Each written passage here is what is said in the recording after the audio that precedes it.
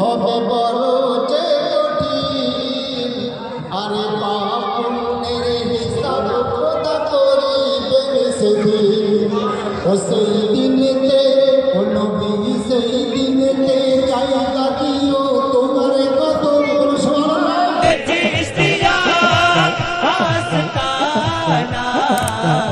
सलामत रहे। আশিকের রাসূলের কথা বলি, আল্লাহর কাছে এটাই ইরাদা করি, আল্লাহর কাছে এটাই নিয়ত করি, আল্লাহ দুনিয়াতে যতদিন রাখবেন তো আশিকের রাসূল করে রাখবেন,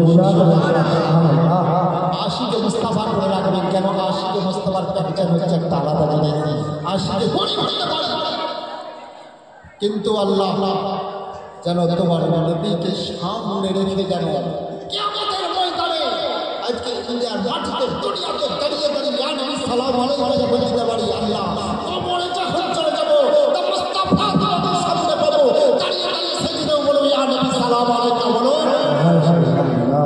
যেদিন যাব নিয়ত করবো, যেদিন দুনিয়া থেকে যাব আল্লাহ কাউকে দেখার ইচ্ছা করে না, কাউকে দেখার সাধ করে না, তো মুস্তাফা তোমার মানে চেহারা একবার সারা জীবনের মধ্যে একবার যদি দিদার হয়ে যায়, একবার যদি সামনে যদি চলে আসে তোমার জিন্দেগির গোড়া পার হয়ে যাবে। বলুন সুবহানাল্লাহ।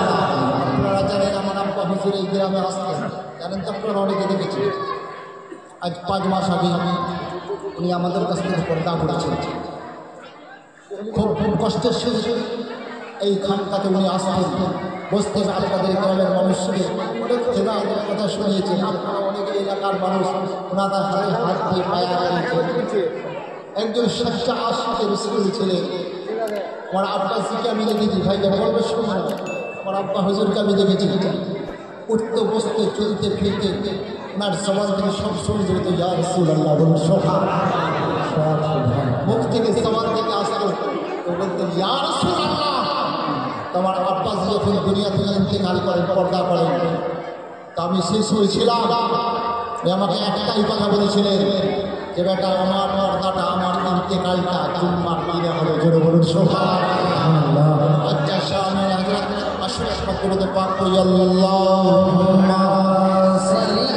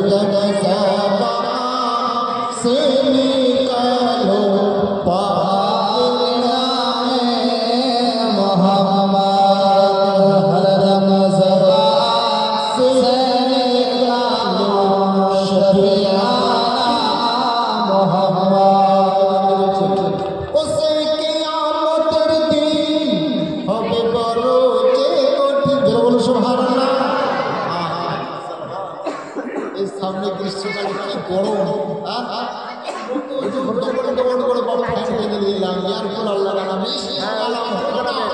আর কিয়ামতের কঠিন ময়দানে তাপ কত হবে কবি বলছেন, হবে বড় যে কঠিন, আরে পাপ পুণ্যের হিসাব খোদা করিবেন সেদিন। ও সেই দিনেতে ও নবী সেই দিনেতে জায়গা দিও তোমার কদম সুবহানাল্লাহ।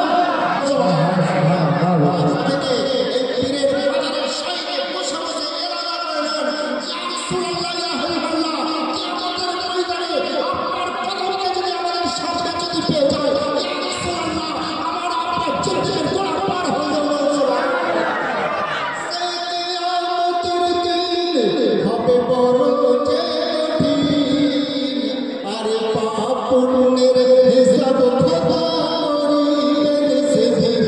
ও নবী সেই দিনেতে ও নবী সেই দিনেতে জায়গা দিও তোমার চরণ সুবহানাল্লাহ। নবীর চরণ চান না? এই নবীর কদম চান না? নবীর কদম চাইবে অবশ্যই। আরে নবীর শুধু কদম নয়,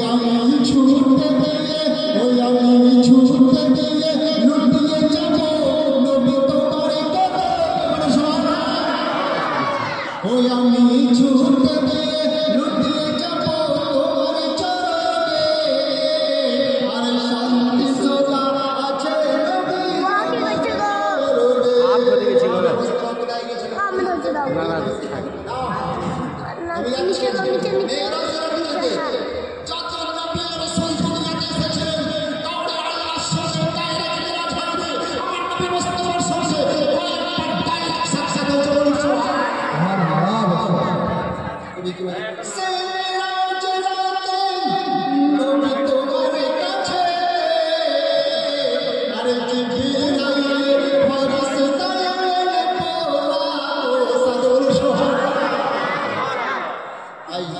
আপনার ছেলে বিয়ে দিয়েছেন, হ্যাঁ আপনার ছেলে সঙ্গে নওশাসী যাবে, বরযাত্রী আগে রেডি হয়ে গেছে, হয় না? দেখবেন আপনাদের পাড়াতে গ্রামে দেখবেন শেষ করতে পারবে যতই আমরা আল্লাহর সাথে আদায় করি, 3 ভোর 7 দিন কিয়ামত পর্যন্ত যদি আল্লাহর শুকরিয়া আদায় করি তাও শেষ করতে পারবো না।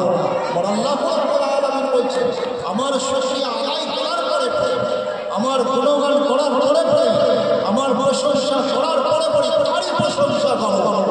যে নবীর নাম মুস্তাফা, যে নবীর নাম মুর্তাজা, যার নাম তাহা, যার নাম ইয়াসিন, যার নাম এখানে, যার নাম ওখানে, যার নাম আল্লাহর কোরআনে, যে নবী আব্দুল্লাহর বেটা, আব্দুল মুতাল্লিবের পিতা, ইমাম হাসান হাসাইনের নানা জান, মা ফাতেমা রাদিয়াল্লাহু তাআলা আনহার আব্বা জান, যার হাতে জান্নাতের চাবি তালা জুড়ে বলুন সুবহানাল্লাহ। যে নবীর ভবিষ্যৎ বক্তা, এই ভবিষ্যৎ বক্তা বললে তো ওহাবিদের চুলকানি শুরু হয়, তবলিগদের চুলকানি শুরু হয়ে যাবে। নবী কি করে গায়েবের সংবাদদাতা? কোরআন কে জিজ্ঞাসা করুন, কোরআন তুমি কি বলছো? কোরআন বলছে ওমা হুয়া আলাল গায়বি বিদানীন। আল্লাহর নবী গায়েব বলতে কোনোদিন বখিরতা করতেন না, কোনোদিন কৃপণতা করতেন না। আল্লাহ রাব্বুল আলামিন বলছেন আমার নবী গায়েব বলতে কোনোদিন বখিরতা করবে। জোরে বলুন সুবহানাল্লাহ। আচ্ছা বাপ বলুন তো, জান্নাতের মালিক কি আল্লাহ? তো জান্নাত সৃষ্টি করেছেন আল্লাহ, কিন্তু জান্নাতের চাবিকাঠি কার কাছে? আমার রাসূলুল্লাহর কাছে। আল্লাহ বলছেন সৃষ্টি আমি করেছি, কিন্তু জান্নাতের খাজানা, জান্নাতের চাবিকাঠি আমার রাসূলের হাতে দিয়েছি। বলুন সুবহানাল্লাহ। আরে ব্রাদার, যদি নামাজকে কবুল করতে চাও তো মুস্তাফার গোলাম হয়ে যাও। বলুন সুবহানাল্লাহ। আরে রোজাকে তুমি যদি কবুল করতে যাও তো রাসূলের আশিক হয়ে যাও, রোজে পাকের দিওয়ানা হয়ে যাও, খাসার দিওয়ানা হয়ে যাও, আল্লাহ ওয়ালার দিওয়ানা হয়ে যাও। কাছে একজন আল্লাহ ওয়ালা শুয়ে আছেন, পিছনে বড় বড় ব্যক্তি শুয়ে আছেন, এবং আচ্ছা সামনে বড় আল্লাহ ওয়ালা শুয়ে আছে। মনে করবেন না মারা গেছে, জিন্দা আছে, বাজারের সাইডে শুয়ে শুয়ে আমাদের সব কিছু কথা শুনছেন, এবং উনি বড় খুশি হয়ে আছেন যে আমার বাজারের সামনে আমার মুস্তাফার জিকির আজকার হচ্ছে, ইনি আল্লাহর দরবারে দোয়া চাইছে।